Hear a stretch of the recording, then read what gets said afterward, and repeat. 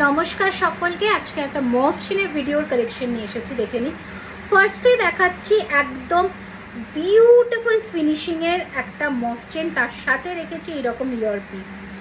অসম্ভব সুন্দর দেখতে এই মফ চেনগুলো পেতে স্ক্রিনে দেওয়া নাম্বারে যোগাযোগ করবেন, দ্যাট ইজ 9831985635। জাস্ট ডিটেলিংটা দেখুন, এত সুন্দর দেখতে। কমপ্লিমেন্টারি ইয়ারপিসও কিন্তু থাকছে এটার সাথে।